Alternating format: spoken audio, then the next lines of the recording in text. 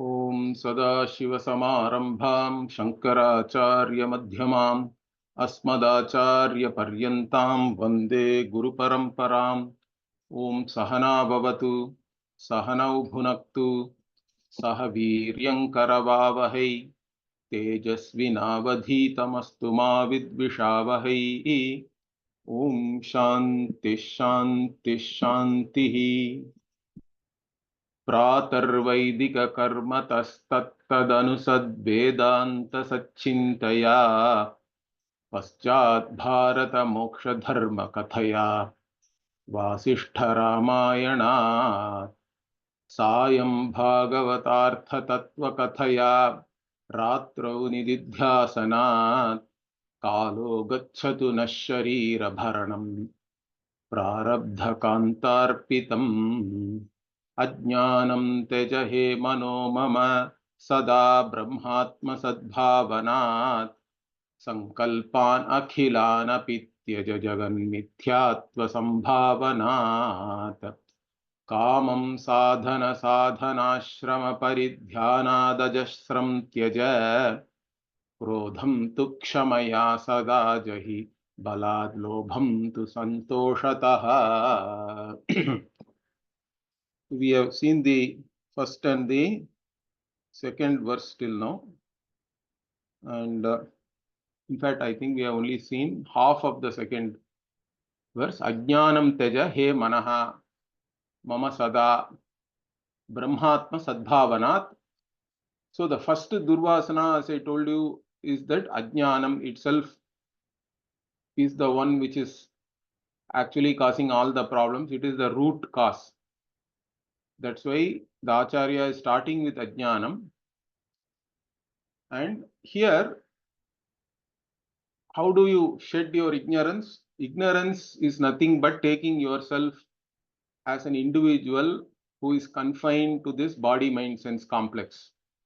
That is the ignorance.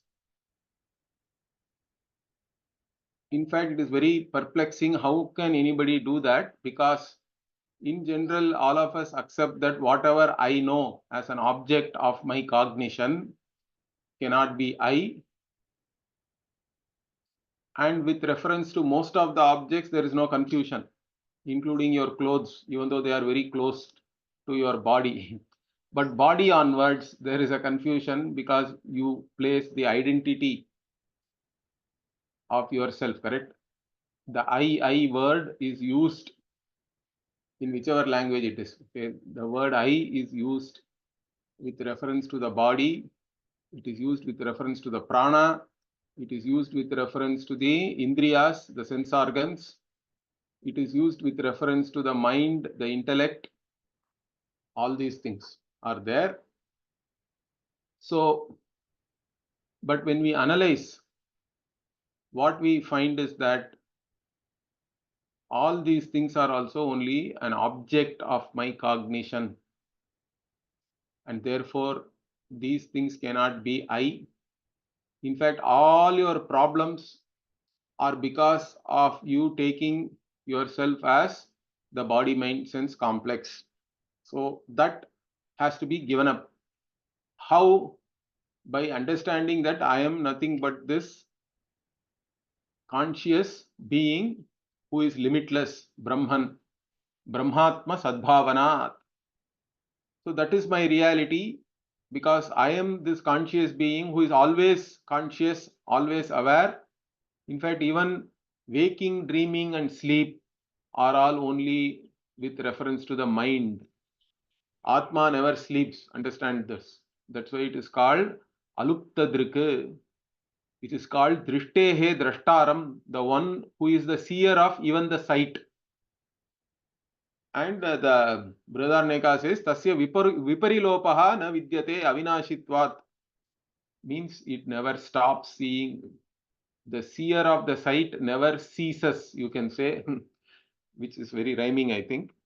Anyway, so the seer of the sight never ceases its seeing. It is always aware, always conscious. That's why you can wake up and say, I did not know anything and I slept well. All these things, that is called pratyabhijna. The recognition is there So that is the I. All other things, in fact, even in another way, if you analyze also, like whatever comes and goes, correct, cannot be your nature or one's nature or anything's nature. For example, a crow is sitting on a building. In fact, somebody wants to know the direction or which is that building. They come and ask you, I want to go to so and so building. Then you say, see, wherever the crow is sitting, that is the building you have to go to. So we can even use a crow to point out to a particular vastu or a object or substance or a building, whatever in this case, even though it is not intrinsic to that, correct? It is not part of it really, but whatever sambandha is there, that is good enough. Or the crow may be even sitting somewhere. You can see, first look at the crow, and then in the same direction you look a little bit further, whatever building you are seeing, that is the building you have to go to.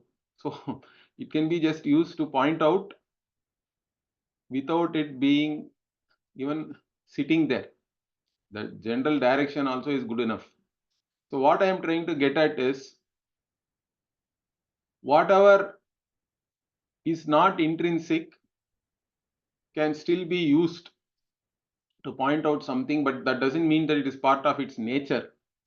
Similarly, we have to know this Atma as the Dehi, the Shariri and all that, correct? The one who is available in your body, mind, sense complex, one who is particularly available within your mind itself, correct? Hridyantar Jyotihi and all we say, the one which is there inside as the Jyoti Swarupa, as the light, even within your intellect and mind. Guha Shayam also is said. Yo Veda Nihitam Guhayam. So the Buddhi Guha, the intellect or mind is also called a Guha, because that's where this Atma is available for you to recognize. So through that we recognize that, but we give up the idea this body, mind, sense complex is me. In fact, a particular body, mind, sense complex is only there in the waking, correct? If it is intrinsic to you, if it is your very nature, it has to be there always. But in dream, you can take another body, mind, sense complex. In deep sleep, there is no recognition of any body, mind, sense complex. But I am there always. I is something which is always there and which is always of the nature of consciousness. That is the real I. One has to recognize that and give up this wrong notion that I am this body, mind, sense complex. That is the Brahmatma Sadbhavana. In fact, this particular sadhana has to go on throughout your life, because the idea that I am a human being, I am so and so, I am the daughter of somebody, I am the son of somebody, this is my name, etc., is so ingrained. It's not something which you have to, even if I wake you up in sleep and ask you, who are you? You should say, Aham Brahmasmi, not that I am so and so. That is the Brahmatma Sadbhavana really, correct? I am so and so, you can still say in the Vyavahara. It's not that you have to be a, like Pujya Swamiji, my guru, used to say that you don't have to be a spiritual snob. You don't have to show it off and all that, but in your understanding, there has to be clarity. Okay. So if somebody asks you to do something, you need not say, Aham Brahmasmi, Aham Nishkriyaha, I won't do anything. I don't really do anything, which is fine. You can have that understanding. Aham karta na, aham bhokta na. So I am not a karta, I am not a bhokta. That understanding can be there. Whatever is happening in the vyavahara is all guna guneshu vartante. Iti matva na sajjate, like that Bhagavan also says, correct? It's all only the play of the gunas. It's all mithya anyway. In fact, that is the next line. Sankalpan akhilan api tyaja.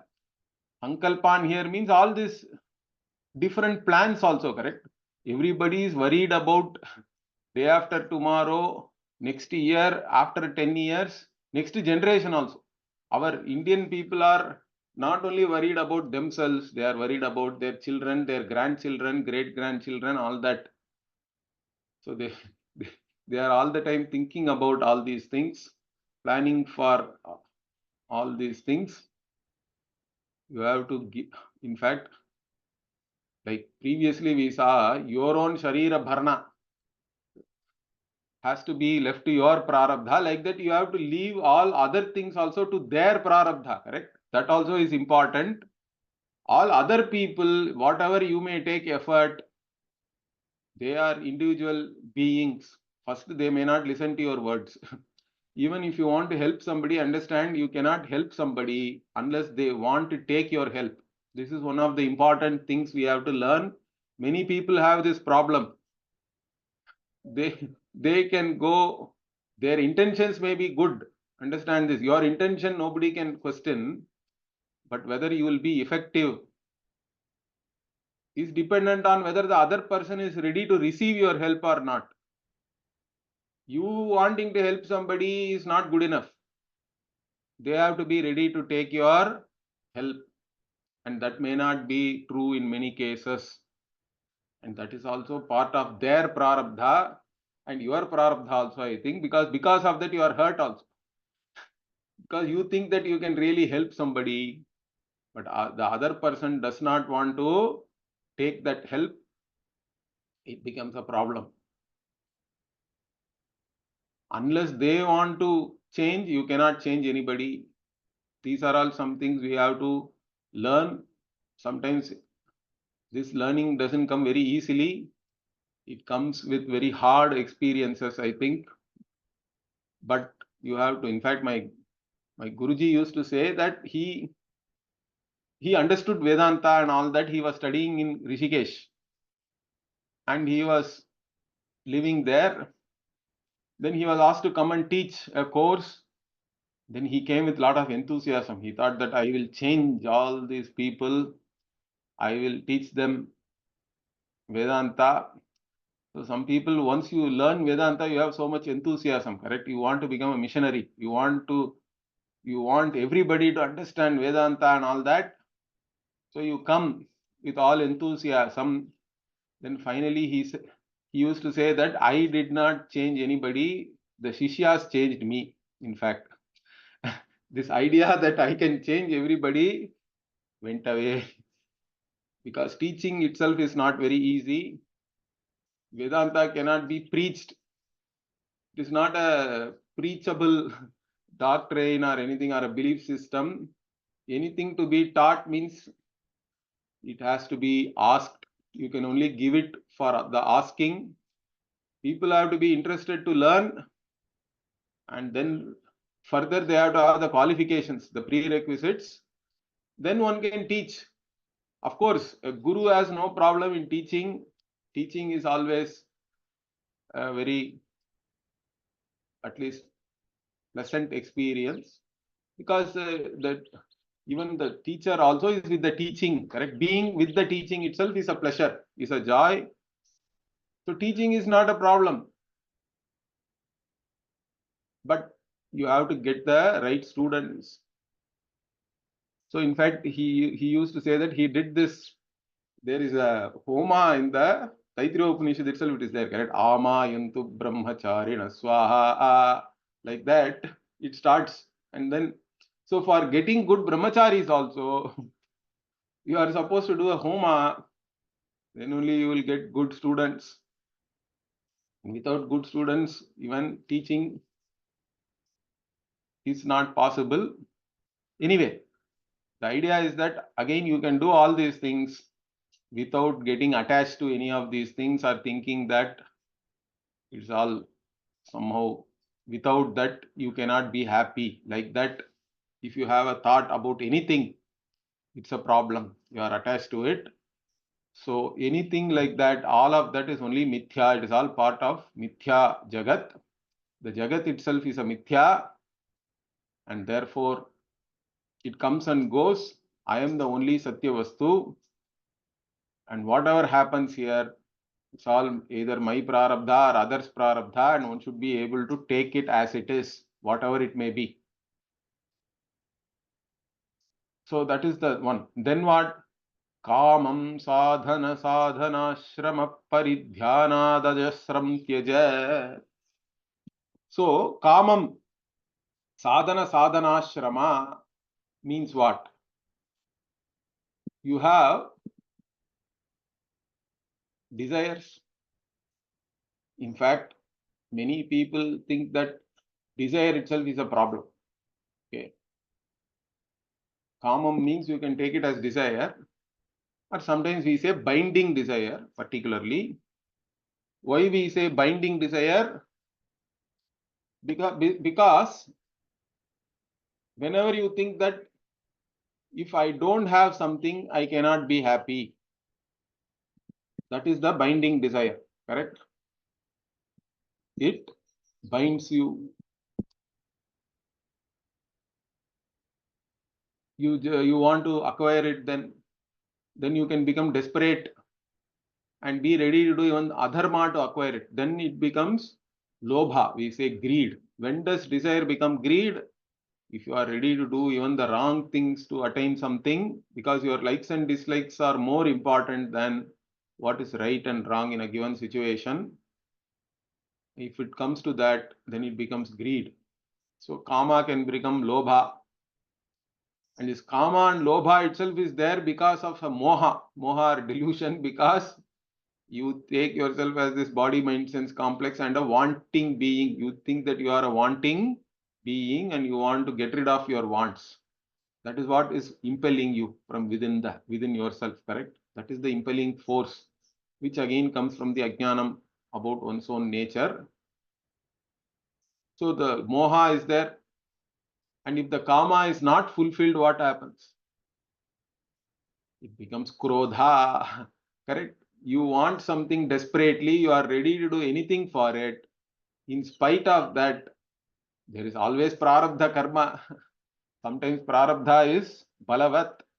In spite of all your efforts, you do not get whatever you want. In fact, 95% of the time it is like that. Even the most successful person in this world, if you go and ask that person, how many of your desires from the childhood, whatever you had, got fulfilled, means only a few will be there really. Even whoever is considered to be very successful also, even for that person, majority of likes and dislikes and desires cannot be fulfilled. So what to talk of general people?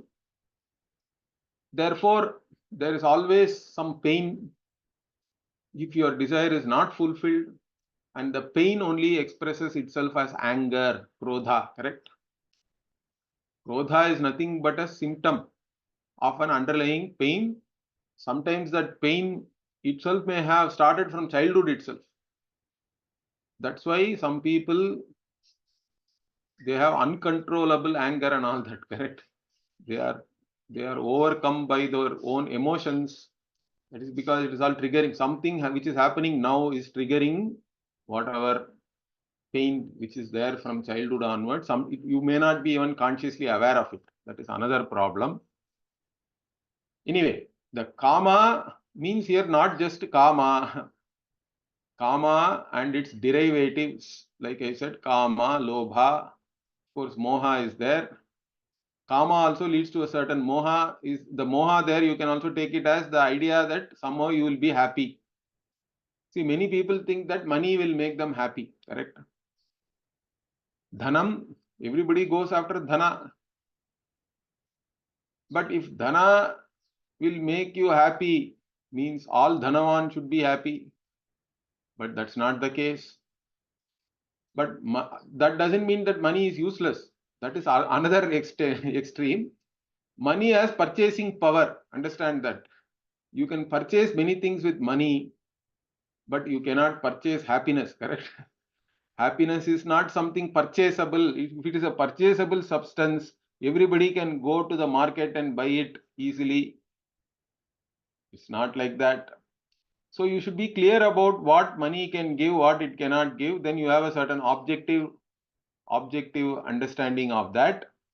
Otherwise, there is a moha, correct? The moha is that somehow if I have this, I'll be happy. If I have that, I'll be happy. Or if I get rid of this, I'll be happy.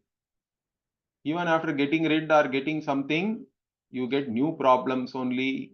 Why? Acquiring itself is a problem, lot of effort. After acquisition, even more difficulty is maintenance. Understand that. That is why, see, young people want big houses, 4 bedroom, two garages. Okay, I want to have 2 cars, big garden. All these things you can have, correct? You can desire for all these things. Then after 65, what happens? Who is going to maintain all these big buildings and garden and all that? I'm not able to get up and go to the next room only. Within my house only we are communicating through mobile phone. So maybe I should now shift to a single bedroom apartment. It will be better. I don't even want a kitchen. Centralized kitchen is better. So I want to move into a retirement home. That's what people want, correct? Initially you think that you want big things. Then maintenance is a problem always. So all this shrama is there, correct? That is what is said here. Sadhana shrama. Or there is another reading also, I think. There is a sadhana sadhya shrama also is there. Whatever. The idea is the same thing. Any desire to fulfill that, you require a means. So the means only you have to first acquire. So you have a desire for car. Means car you don't have the ability to make the car yourself, correct? So how do I get a car? Means I have to earn money. Money is the means for that. So earning the means itself is a pain. Now I have to earn money, that itself is a pain. Then what? Then you give up that money and get the car. And sometimes the worst feeling is that many people have what is called cognitive dissonance, correct? You buy something and suddenly you have a doubt. I have spent 10 lakhs and bought this, but whether this is the right thing or not, you don't know. Suddenly there is a problem even in that. After acquiring that, then you have to again have the means to maintain it. Car you bought, now you want a driver. Getting a driver is more difficult than anything nowadays. You have to maintain the driver also now, not only the car. Like this, there is always a shrama is there with reference to all this sadhana sadhya. That paridhyana. So you have to think about that always. And kamam anyway is leading to all this lobha, moha, krodha, and mada also. Mada means what? Pride. Let us say you fulfill your desire. Then what happens? When you think aham indraha, aham chandraha, all that. And also there are other people who will come and flatter you. There are always people to flatter you so that they can take some advantage. Okay. So now you have pride. If the desire is fulfilled, you have pride. If it is not fulfilled, you have krodha. So like this, then finally what? Your desire is not fulfilled. The worst case is the matsaryam. Matsaryam means jealousy. Your desire is not fulfilled, but the other fellow, your neighbor, has got the same thing. You desired for some car, you could not buy it, but then neighbor has got that. So neighbors envy, owners pride, like that. There used to be even an advertisement previously.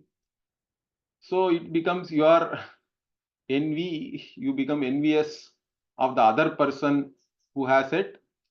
So these are the Shad Ripuhu. We say all 6 are always possible because everything starts with kama, correct? Dhyayate Vishayan Pumsaha Sangasteshu Upajayate Sangat Sanjayate Kamaha Kamat Krodho Bijayate Krodhat Bhavati Sammohaha Sammohat Smriti Vibramaha Smriti Bhramshat Buddhinashaha Buddhinashat Pranashyati. This is the Gita, second chapter. So initially everything starts as a sankalpa or a thought only. Then you get some attachment to that. You have a certain fancy. Then it becomes a binding desire, thinking that now if I don't have it, I cannot be happy. Then if it is not fulfilled, it becomes krodha. Once there is krodha, all your knowledge is gone. And if all your knowledge is not available to you when you are angry, means you can do anything, things you will regret later, correct? Anything you do in anger, you have both fear and guilt later on, because in anger you bashed somebody, now you are afraid he may bring 10 other people and attack you, or you are guilty. Why did I do that? It was not really warranted for that particular situation. All these problems are there. In fact, you destroy yourself in the end. That's what Bhagavan is saying. So all these things also you have to think about. Paridhyana ajasram tyaja means what? Perpetually. Ajasram means whatever, unceasingly, always, you can say. Okay, perpetually, always means this kama should never come to you. The binding desires you have to completely give up. By understanding the very nature of the karma phala also you can do that, because any karma phala is anitya. So there is dukkha in gaining it, there is dukkha in maintaining it, and in the end it will always go away, correct? There is dukkha when you lose it also. This even like this pets and all is another problem nowadays. Everybody wants to have a pet dog and all that. Then they did not. It's all very cute to look at puppies, but once you get it, you have to take it for a walk every day. Then you don't know, you want to go abroad, you want to go for some vacation, you don't know where to leave. I know of some families where they have not met each other. Why? Because they don't want to leave their dogs and go. It's as bad. It is like that. You have an attachment to that now. Then it will die also. It doesn't live more than 10-15 years.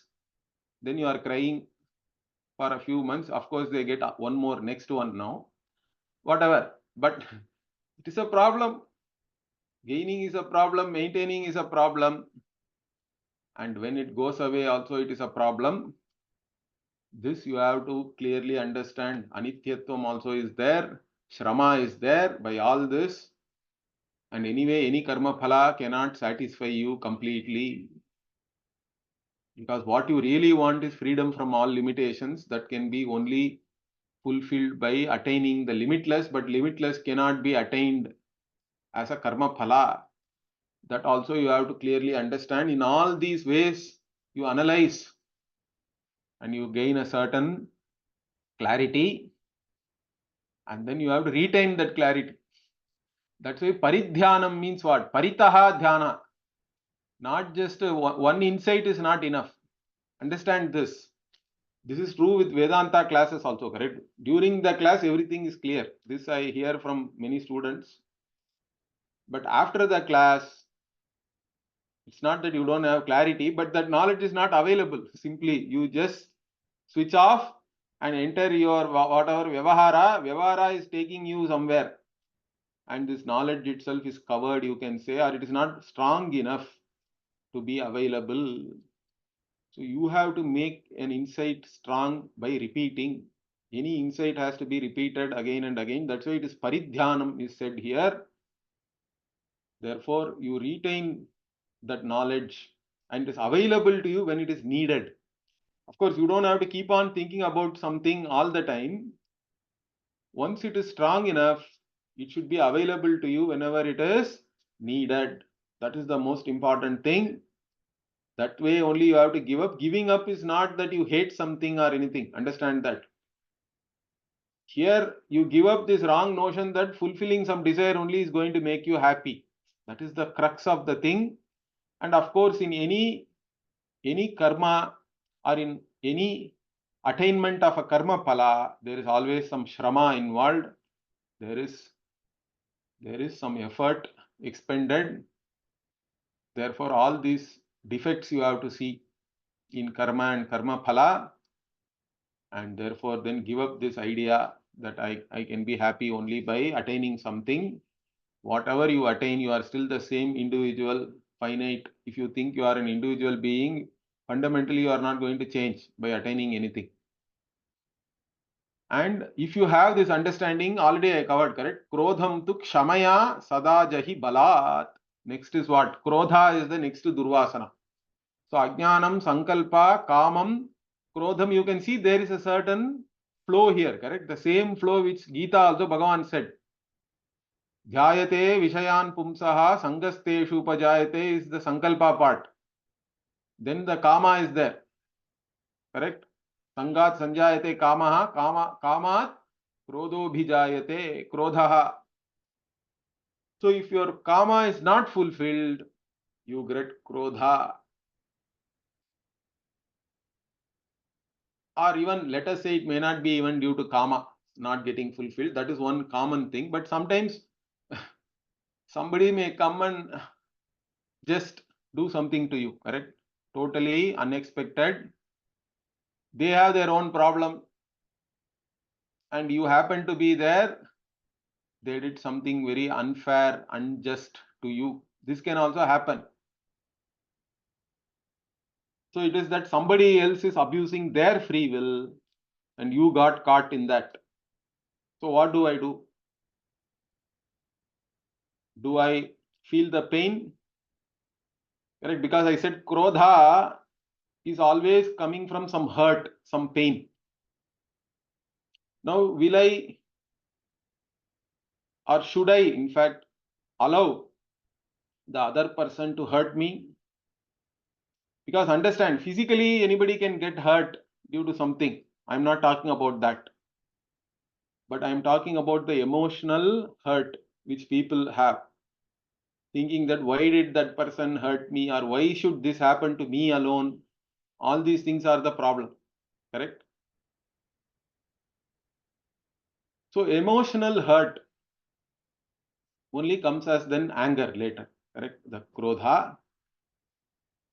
Now, if you have the right attitude, emotionally also you cannot get hurt. Understand that, because we can look at many things. Even let us say something very unfair is happening to you. That also is part of your prarabdha. Understand? Go back to prarabdha kantarpitam. Because something which is happening to you, and if you understand papa punya and prarabdha, you should have the strength to understand that even this is happening only some papa has in fact fructified. So Viveki in fact will be in one way relieved. Okay, some papa is now gone, and that is why this whatever experience I got. So one should be able to accept whatever is happening. In fact, all emotional suffering, hurt, pain is only due to denial. You do not want to accept whatever has happened to you. This I covered already, right? So, if you accept that whatever has happened to you is because of your own papa and punya, and you cannot blame anybody for that, of course, that doesn't mean that you should not take any action or anything like that. Understand that. Whatever action need to be taken to protect yourself in a situation and all you take. We are not saying that you should just stand there, show your other cheek and all that is not our teaching. In fact, you have to fight. If you have to fight, even if it is a big battle, Bhagavan says, correct? Even if it is a yuddhaya, you have to be ready. Yuddhaya yujjasva, he says, be ready to engage even in war, in battle. That's not the problem, but don't get emotionally hurt. Whatever is your duty, whatever is the situation, we should do that. If you have to draw some boundaries, you have to draw that. In fact, you can even tell, see somebody else's anger, you don't have to get into that and get hurt or anything. You can say, in fact, I have done it. And when Pujya Swamiji used to say that, is that if somebody is very angry, you can tell them straight away, you are very angry now, we'll meet later on. Or you go to some other room, you vent your anger and then come. we will have a discussion. So you don't have to take somebody else's anger and all that. That is their problem, in fact. It is not your problem. You can draw boundaries. You should have enough confidence in your own judgment, and you should be able to be assertive. See, being assertive is very important. Then only you should be able to draw boundaries. Otherwise, you will be just caught in all these things, and there is a possibility of getting hurt. Hurt will then, and if you are not able to immediately show it there, then you will show it somewhere else, correct? You are hurt in the office, you are coming to the home and showing anger unnecessarily to your own family members. So these are all some things one has to be very clear. Krodha is because of hurt, but you should have the right attitude so that you never get hurt only. Why should I get hurt? So 2-3 ways of handling it. First, you have to handle it by drawing boundaries. Next is, even after that, whatever happened is because of your own karma. So you don't have to blame anybody. Clear? So if you have such attitude, you will not get hurt, because hurt is there only if you think that somehow this should not have happened to me. Correct? There is a denial. So accept, okay, this is what has happened. This is what I am going to do now for this, and just get on with your life. Then there cannot be any hurt, and the less hurt you are collecting, krodha also cannot come without any hurt or pain inside. Understand that. And even if, like I said, even if somebody has done something unfair, unjust and all that, kshamaya sada jahi balat. That is what. So the pratipaksha bhavana for each of these things. So in the case of anger, so you can say, even if I get angry in this situation, it is justified. For a Vedantin, there is no justified anger also. Okay, here one exception we can make is that in the Vyavahara, sometimes to get things done, you can show anger, which is different from getting angry really. Understand that. You have to show anger to some people to get things done, because it doesn't move otherwise. That is always a possibility. You can show anger, but you yourself are not consumed by your anger or anything, correct? And the first thing we have to understand is that anger itself is not something willful. This is another important thing we have to understand. See, if I say get angry for 30 seconds now, can you get angry? Maybe you can act as though you are angry. That is different. You are a great actor, then you can show as though you are angry, but you cannot really get angry willfully. So from this, what you understand, anger comes from your pain, which is there inside, and it is triggered. So basically, you don't have any control over it. When the rise of the anger itself, you don't have any control, because it is not willful. That's why if somebody comes and gives you advice, don't get angry. It is the most useless advice. Why? Because it's not even in your free will, correct? It's not based on your free will. Then how can anybody say don't get angry is not really an advice or teaching or anything, correct? In fact, you will get angry then only. Who is this fellow to tell me don't get angry? So when you go and tell somebody don't get angry, their anger will increase. It's not going to decrease. So anger itself is not based on your conscious mind or anything. In fact, it's coming from the subconscious or the unconscious. So if you want to change, if you don't want to hurt yourself and others, because as a mature person, two things are important. You should not do anything to hurt yourself first. The ahimsa starts with yourself always. Unless you can practice ahimsa towards yourself, you cannot have ahimsa towards others also. Understand this. So don't hurt yourself. Don't hurt anybody else also. For this, first you have to understand what is that pain which is there inside, correct? You have to do some analysis here. What are all the things? Swamiji used to say, we can even maintain a journal or something. over a period of time, what are the things which made you angry? Then you can look into it. Why it really made me angry?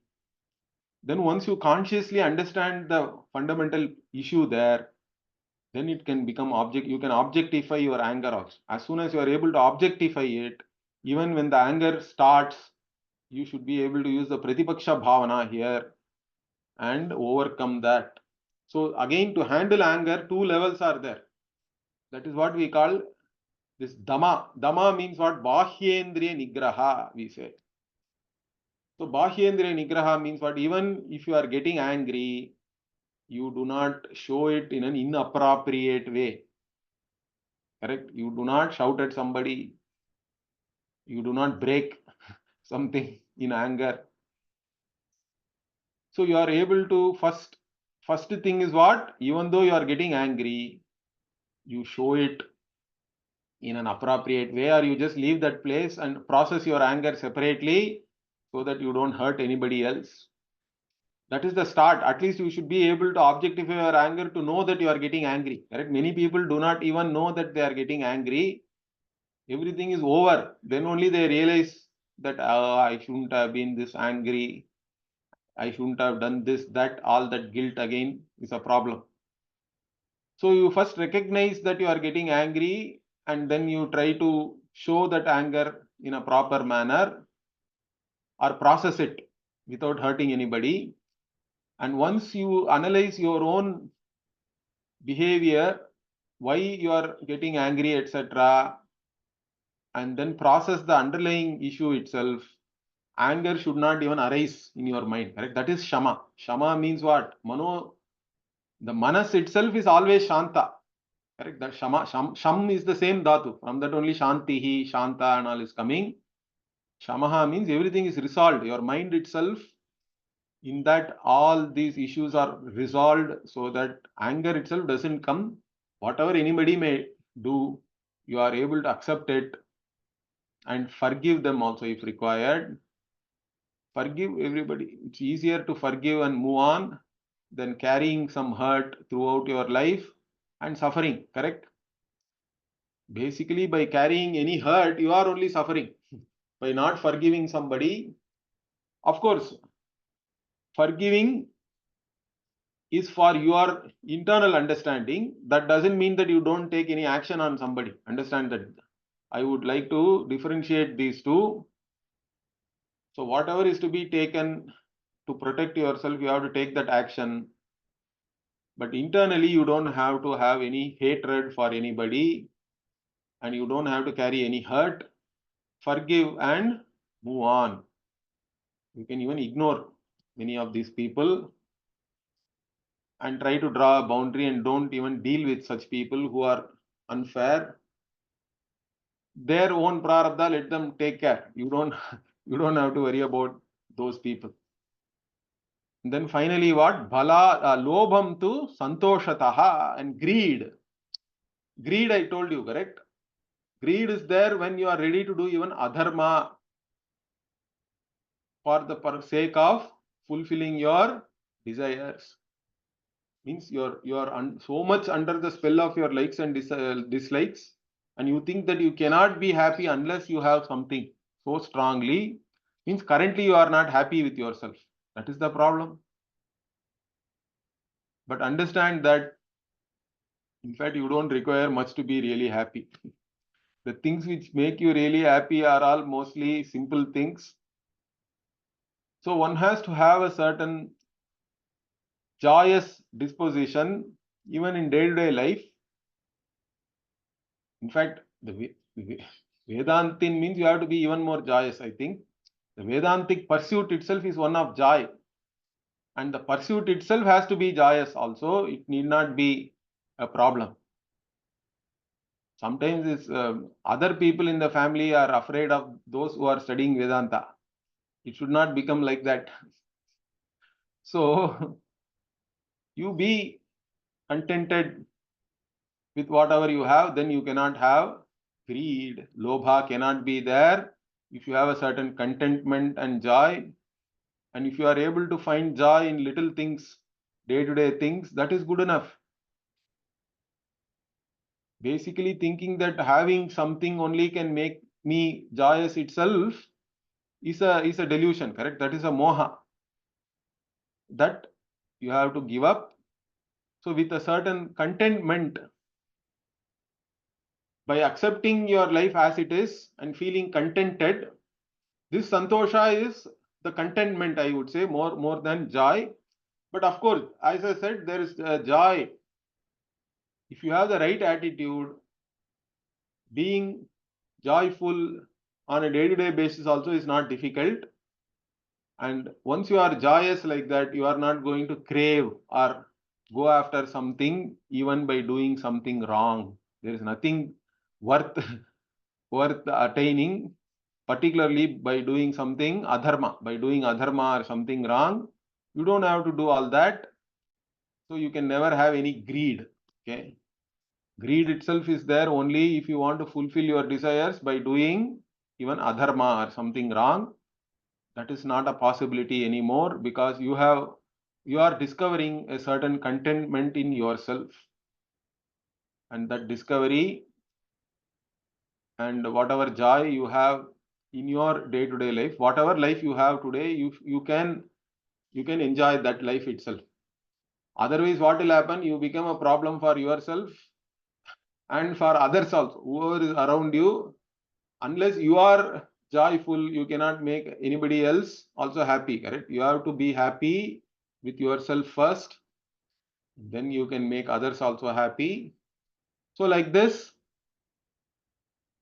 ajnanam, sankalpa, kama, krodha, lobha, all these durvasanas, by and the remedies for all that our acharya has beautifully given here, and rest of the durvasanas and their remedies we will see next week. Om Purnamadah Purnamidam Purnat Purnamudachyate Purnasya Purnamadhaya Purnamevavashishyate. Om Shanti Shanti Shanti. Harihi Om Shri Gurubhyo Namaha. Harihi Om.